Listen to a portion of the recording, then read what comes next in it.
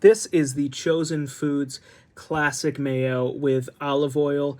I can attest to this being keto-friendly, not only because the nutritional facts say it's low on carbs, but it is also very clean. If you look in the ingredients right here, you'll see that it is all the stuff you'd expect to see in natural mayo without any of the stuff you wouldn't want in there.